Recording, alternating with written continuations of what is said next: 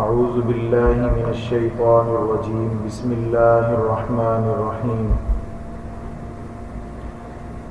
یعملون وہ سب عمل کرتے تھے ما یشاء ان چیزوں کے بارے میں جو وہ چاہتے تھے.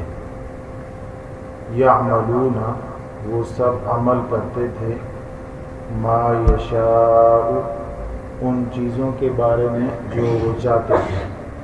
من محاریب محاریب میں سے محاریب من محاریب محاریب میں سے محاریب کا ترجمہ آگے بتاتے ہیں. و تماثیل اور تصاویر سے یا تماثیل سے. و جفان اور لگن کل جواب حوض کی مانند. و قدور الراسیات اور بڑی بڑی دیگیں جو جمی ہوئی تھیں چولہوں پر. اعملوا عمل کرتے رہو یہ فعل امر ہے. یہ یعملون جو فعل مضارع ہے اسی سے اعملوا عمل کرتے رہو. آل داود شکرا اے آل داود یعنی یا آل داود اے آل داود شکرا شکر کرتے ہوئے یا شکر کے طریقے پر. وقلیل اور بہت کم ہے من عبادی میرے بندوں میں سے الشکور شکر کرنے والے. یہ آیت نمبر 13 ہے سورہ سبا کی جہاں سے ہم نے پچھلے درس چھوڑا تھا. اس آیت مبارکہ میں حضرت سلیمان بن داود علیہ السلام کا تذکرہ ہے اور حضرت سلیمان علیہ السلام جو کام کرتے تھے ان کاموں کا تذکرہ ہے. حضرت سلیمان علیہ السلام جنات سے جو کام لیتے تھے ان کاموں کو اللہ رب العزت نے تفصیل کے ساتھ ارشاد فرما دیا. ان میں سے پہلا یہ ہے کہ وہ محاریب بناتے تھے. دوسرا ارشاد فرمایا کہ وہ تماثیل بناتے تھے. تیسرا ارشاد فرمایا کہ وہ جفان جواب کی طرح یعنی ایسے بڑے بڑے پیالے جو حوضوں کی طرح ہوں. اور فرمایا کہ وقدور الراسیات اور بڑی بڑی دیگیں جو چولہوں پر لگی رہتی اور پکتی رہتی. ان سارے کاموں کو دیکھنے کے بعد یہ پتہ چلتا ہے کہ حضرت سلیمان بن داود نے جو کام جنات سے لیے ان کاموں میں کوئی ایسا کام نہیں ہے کہ جو تخریبی ہو، جو ناشکری پر مبنی ہو، جو غرور تکبر اور نخوت پر مبنی ہو، جو دھوکہ دہی پر مبنی ہو، جو کفر پر مبنی ہو. یہ سارے کام وہ ہیں جو تعمیری ہیں اور تمدنی ہیں اور اصلاحی ہیں.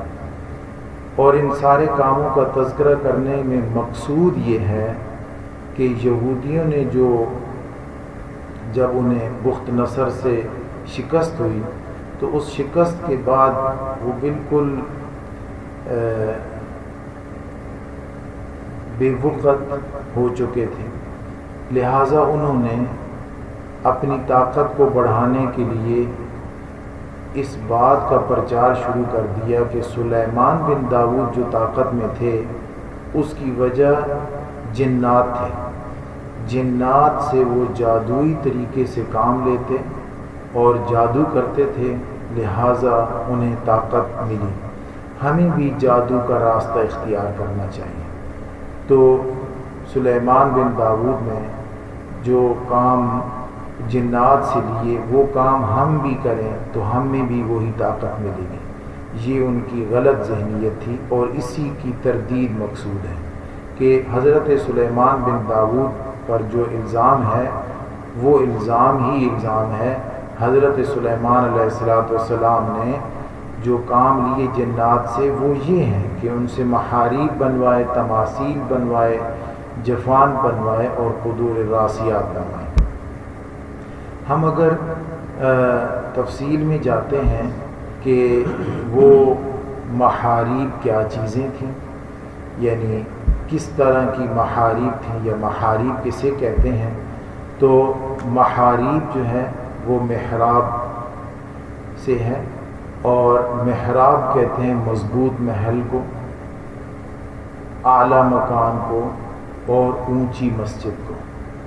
حضرت سلیمان علیہ السلام کے بارے میں یہ آتا ہے کہ انہوں نے اپنے ماتحت سرداروں اور افسروں کے لیے مختلف محلات بنوائے، چھوٹے چھوٹے محلات، اور وہ جنات سے بنوائے۔ اسی طریقے سے کئی شہروں کو مضبوط فصیلیں جنات سے بنوائیں، اور حضرت سلیمان علیہ السلام نے مسجد بنوائی، یعنی مسجد اقصی بیت المقدس جنات سے بنوایا، اور اس مسجد میں اور ان جتنی بھی عمارات ہیں ان تمام عمارات میں کام حضرت سلیمان علیہ السلام نے جنات سے لیا۔ محاریب عربی زبان میں حرب سے ہے، اور حرب کا معنی ہوتا ہے دفاع کی جگہ، دفاع، تو محراب دفاع کی جگہ، اچھی جگہ، صدر مجلس کی جگہ، اونچی جگہ، جیسے حضرت زکریا علیہ السلام کے بارے میں آتا ہے فَخَرَجَ عَلَىٰ قَوْمِهِ مِنَ الْمِحْرَابِ، تو وہاں بھی محراب کا لفظ آتا ہے۔ محراب مسجدوں کے لیے بھی استعمال ہوتے ہیں اور محلات کے لیے بھی استعمال ہوتے ہیں۔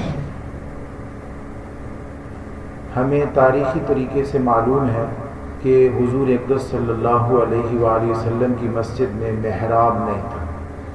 آپ صلی اللہ علیہ وسلم کے بعد خلفائے راشدین نے بھی جو مسجد نبوی اور بیت اللہ شریف کی تعمیر کی اور مسجد حرام کی توسیع کی، اس میں بھی محراب نہیں بنائے۔ یہ بعد میں جو مسجد کے اندر محراب بنے یہ بعد کے بادشاہوں نے بنوائے، کیونکہ وہ مسجد کی امامت بھی کرواتے تھے، اس لیے اپنے تحفظ کی خاطر انہوں نے مسجدوں کے اندر محراب بنوائے۔ محراب کے بارے میں لکھا ہے کئی علماء نے کہ یہ ٹھیک نہیں ہے، اور اس پر باقاعدہ مستقل کتابیں بھی لکھی ہیں کہ مسجد میں محراب یہ جو ہے وہ ٹھیک نہیں ہے۔ لیکن بہرحال اگر اس میں مقصد یہ ہو کہ ایک امام کے کھڑے ہونے کے لیے ہمیں جگہ چاہیے اور اس کے لیے پھر پوری پہلی صف خالی ہو، تو یہ ذرا مشکل تھا اس کو ارینج کرنا اور اس پر خرچہ کرنا، تو اس لیے چھوٹی سی جگہ امام کے لیے کہ جس میں امام کا مصلی آ جائے وہ علیحدہ بنا دی، تو اس کو محراب کا نام دے دیا گیا۔ تو پہلے زمانے کے جو قرون اولیٰ کے بعد جو سلاطین تھے انہوں نے تو اپنے تحفظ کے لیے اور اپنی بڑی شان ظاہر کرنے کے لیے مسجدوں میں محراب بنوائے، لیکن بعد میں اس کی مصلحت جو ہے وہ یہ بن گئی کہ ایک صف پوری چھوڑنی پڑتی تھی، اس لیے بنائے گئے۔ تو علماء نے لکھا کہ یہ کچھ شرائط کے ساتھ ٹھیک ہے، یعنی نمازیوں کی سہولت ہے اس میں، مسجد کی مصالح اس میں مقصود ہوں، اور اس کو سنت مقصودہ نہ سمجھا جائے، یعنی مسجد کے لیے محراب کو ضروری نہ سمجھا جائے تو جائز ہے، اور مکمل طور پر امام محراب کے اندر ہی کھڑا نہ ہو بلکہ وہ تھوڑا سا محراب سے باہر ہو، کیونکہ محراب ایک الگ کمرہ ہو جاتا ہے، امام الگ کمرے میں ہو اور سارے مقتدی الگ کمرے میں ہوں، امام کے ساتھ کوئی بھی نہ ہو، تو یہ بھی جماعت کے لیے ٹھیک نہیں ہے۔ یہ تو ہو گئی محراب کے بارے میں بات۔ حضرت سلیمان علیہ السلام نے جو محرابیں بنوائیں وہ محرابوں سے مراد مضبوط محلات ہیں اور عالی شان مسجد ہیں۔ اگلا لفظ ہے وہ تماثیل۔ تماثیل کے بارے میں تعریف کی گئی ہیں دو۔ ایک تماثیل کی تعریف لسان العرب نے کی ہے، وہ یہ کہتے ہیں کہ ہر وہ چیز جو اللہ کی بنائی ہوئی ہو، اس چیز کی مانند اگر کوئی چیز بنائی جائے تو وہ تماثیل میں شامل ہے۔ اور کشاف نے تماثیل کی تعریف یہ لکھی ہے کہ ہر اس صورت کو تماثیل کہتے ہیں جو کسی دوسری صورت کے مماثل بنائی گئی ہو، مشابہ بنائی گئی ہو، مطابق بنائی گئی ہو، خواہ وہ جاندار ہو یا بے جان ہو۔ یعنی جاندار کی بھی جو تصویر ہوتی ہے وہ بھی تماثیل ہیں، اور بے جان کی بھی جو تصاویر ہیں وہ بھی تماثیل ہیں۔ اگر اس طرح کی بات ہو تو پھر حضرت سلیمان علیہ السلام نے جو تماثیل بنوائیں ان کے بارے میں کیا رائے ہے؟ ہمیں تو اسلام سے پتہ ہے، حضرت ام المؤمنین حضرت عائشہ صدیقہ رضی اللہ تعالیٰ عنہ سے مروی ہے کہ حضرت ام حبیبہ اور حضرت ام سلمہ رضی اللہ تعالیٰ عنہ نے حبش میں ایک کنیسہ دیکھا تھا جس میں تصویریں تھیں۔ اس کا ذکر انہوں نے نبی اکرم صلی اللہ علیہ وسلم سے کیا تو آپ صلی اللہ علیہ وسلم نے فرمایا کہ ان لوگوں کا حال یہ تھا، یعنی پہلی امتوں کے لوگوں کا حال یہ تھا کہ جب ان میں سے کوئی نیک شخص گزرتا تو اس کے مرنے کے بعد وہ اس کی قبر پر ایک عبادت گاہ بنا دیتے اور اس میں یہ تصویریں بنا لیا کرتے تھے، اور یہ لوگ قیامت کے روز اللہ تعالیٰ کے نزدیک بدترین خلائق قرار پائیں گے۔ تو یوں تصاویر کی حرمت کے بارے میں تو اسلام میں بہت زیادہ حضور اقدس صلی اللہ علیہ وسلم کے فرامین موجود ہیں۔ تو آپ صلی اللہ علیہ وآلہ وسلم نے تو تصاویر سے منع فرمایا ہے، اور یہاں پہ قرآن مجید میں حضرت سلیمان بن داؤد علیہ السلام نے جو جنات سے کام لیے اس میں سے ایک کام یہ نظر آتا ہے کہ وہ تماثیل بنواتے تھے جنات سے۔ تو عمارات کو آراستہ کرنے کے لیے پھول، پتیاں، بیل، بوٹے اور مختلف قسم کے نقش و نگار بنوائے ہوں گے، یعنی کہ اپنی کرسی پر، جس کرسی پر جلوہ افروز ہوتے تھے، یا محراب جو مسجدوں کے مختلف ڈیزائن بنائے تھے وہ، یا جو محلات بنوائے تھے ان پر جو ہے وہ مختلف چیزوں کی تصاویر بنوائی ہوں گی، جیسے پھول، پتیاں، یہ بے جان چیزیں جنہیں ہم کہتے ہیں، بے جان چیزوں کی تصویریں بنوائی ہوں گی، اور یہ جائز بھی ہیں۔ لیکن کیا مسجدوں میں یہ جائز ہیں؟ تو دو علماء کی رائے ہیں۔ ایک تو یہ ہے کہ مسجد کی لیے یہ چیزیں جائز نہیں ہیں، جیسا کہ حضرت عبداللہ بن عباس نے فرمایا کہ رسول اللہ صلی اللہ علیہ وسلم نے مجھے فرمایا تھا کہ تم مسجد کو ایسے مزین کرو گے جیسے یہودی اور عیسائی کرتے تھے، اور اسی طرح مسجدوں کی جو ہے وہ آرائش اور مسجد کی تزئین کو حضور صلی اللہ علیہ وسلم نے قیامت کی علامت قرار دی ہے۔ تو یہاں سے تو پتہ چلتا ہے کہ یہ کوئی اتنا اچھا کام نہیں ہے۔ لیکن کچھ علماء نے یہ بھی لکھا ہے کہ مسجدوں کو آراستہ کرنا باعث ثواب ہے، اس میں مسجد کی عظمت کا اظہار ہے، اور انہوں نے دلیل یہی پیش کی کہ حضرت سلیمان علیہ السلام نے بیت المقدس کو تزئین دی تھی اور جنات کے ذریعے سے دی تھی، لیکن مسجد کی آرائش کے لیے علماء نے شرائط لکھ دی ہیں۔ اس میں یہ ہے کہ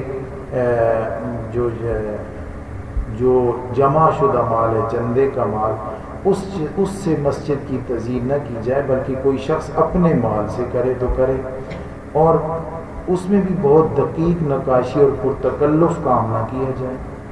اور جو شخص یہ کام کرواتا ہے، یعنی مسجد کی تزئین اور آرائش کا کام کرواتا ہے، وہ مسجد میں نماز بھی پڑھتا ہو، اور یہ بھی فرمایا کہ مسجد کی حقوق بھی ادا کرتا ہو۔ اگر وہ مسجد کے حقوق ادا نہ کرتا ہو، مسجد میں نماز نہ پڑھتا ہو، اور مسجد میں مسجد کے حقوق یعنی مسجد کے آداب کا خیال نہ رکھتا ہو، اگر وہ آدمی اس طرح کی تزئین و جو ہے وہ تصویر کا کام کرے تو حضور اقدس صلی اللہ علیہ وآلہ وسلم نے اس کے لیے فرمایا، جیسے فرمایا تھا حدیث کے آخر میں قلوبہم خاویۃ عن الایمان، ان کے دل ایمان سے خالی ہوں گے۔ تو یہ نشانی ایسے شخصوں کی ہے کہ جو تزئین و آرائش کا کام تو کرتے ہوں لیکن نماز کا اتنا زیادہ اہتمام نہ کرتے ہوں۔